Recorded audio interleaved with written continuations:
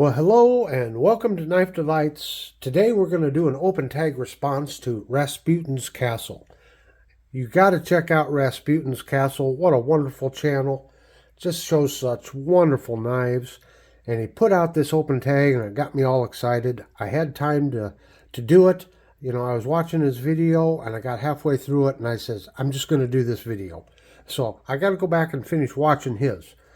But he brings up a very good topic, I think. And he's talking about color in knives and how these days you don't seem to find a whole lot of color. You find a lot of knives with, solid, like smooth bone that's colored green or blue, and that looks magnificent. But it seems like kind of gone are the days when you have these wonderful hammer knives, hammer brand knives, and he mentioned hammer brand. But you just look at the covers on these. And they're so vibrant and so full of color, so attractive. And I just can't even imagine back during their heyday of seeing the display cases in the hardware stores with all these kinds of knives and colors, vibrant. Of course, this is a hammer brand fish knife, single bladed. And yeah, you just got to love that. Something exciting about it.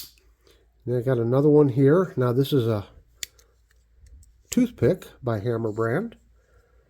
But see, look at all of those colors in there. And the covers are very nice on both of these knives. Now, here's a very good example while we're here. Difference between a fish knife and a toothpick. Well, the fish knife on this one has a scaler up there on the top of the blade. That's really the only difference between a toothpick and a fish knife. So there's a couple fine examples right there. More modern day, you have the frostwood. It primarily comes out of Pakistan. And I don't care what you say, yeah, this is a cheap knife. But I've used this knife. It's a gift from Mrs. Knife Delights. Two-bladed Barlow, and it's a good little knife. But just look at the colors in there again. Nice and vibrant. Yeah. They could even take a knife with kind of a boring brown color to it and mix it up just a little bit. Just look at the coloring on this old knife here. And this is a single-bladed jackknife by Imperial. Actually, this is the one that's kind of has a factory mistake on it. If you see there, you see the ERIAL in the crown above it on the first half of the tang and the IMPER on the second half of the tang. So this blade, when it was getting stamped, got kind of caught halfway in between. So kind of makes it a special knife too. But yeah, there you go. And I think Rasputin kind of referred to these kind of knives as wallpaper kind of knives, because it's almost like wallpaper, the different colors that you have. Okay, and then you get into kind of the cracked ice, cracked yellow ice, something like this knife here. Little double-ended jack. This is from Utica. But again, it's one color, but there's, depth to it, some effervescence to it, and it just looks really nice. Okay, another close example of that is this knife here. And I'm not quite sure what to call this one. A double lobster knife? Well, that's right. I can't pull them both out at the same time. But kind of a gentleman's carry type knife. You see there? Got your pen blade, got your nail file. And this one was made by, got to look at my note here, H.J. Olson, Olsson, from Eskilstuna, Sweden. And I guess Sweden used to have quite a knife industry back in the day. But a lot of these types of knives came out of Europe, out of Germany and Sweden and places like that. There's another pen blade.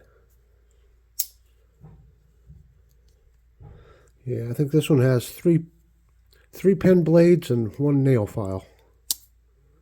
So, yeah. But you see about the color? It's not just one solid color. And this just feels like it's some sort of a plastic, but it's an attractive cover. And we'll go to this one over here. And again, this is like a white cracked ice, I guess you'd call it. Just a little pen knife. And this is a Hammer brand also. But yeah, these knives were very inexpensive to make, and therefore they were very much a budget knife. But they sold them by the millions back in the day. So again, just look at the detail in it as you turn it. Yeah. Okay. So I think Rasputin's point is, why do knife makers today, not make some of these colorful covers and handles the way they used to? Well, I did find a couple, I guess you'd say, modern examples. And they happen to be case knives. So you take this slimline trapper by Case, single blade, and this is the purple curly maple. And yes, it's mostly purple, but if you can see through there, you get those strands that look like gold. There you can really see them on that side. And it gets lighter and darker, lighter, and almost like a tiger striping to it. So there's a kind of a modern example of a colorful cover. And what else do I have? I got one more over here that I pulled out.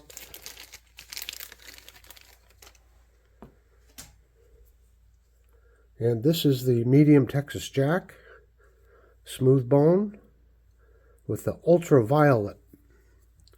But just look at that cover right there. Light and dark and white. There's a modern adaptation of a colorful cover or inlay. Well done, Case. So what do you all think? Do you have some really colorful knife covers or knife handles? What do you think? Should we see a resurgence of these kind of knife covers again? I think we as a knife community, we should demand it. Don't you think? Let's demand it, yes. It's a lot of fun checking out all the different colors. And I want to thank Rasputin once again for this wonderful open tag. Down here in the bottom right-hand corner, I'll put a link to one of my playlists. Down here in the center, that big round knife delight, so I just punch that if you'd like to subscribe. And down here in the lower left-hand corner, well, that's just the next video YouTube thinks you should watch. So until next time, have a very delightful day.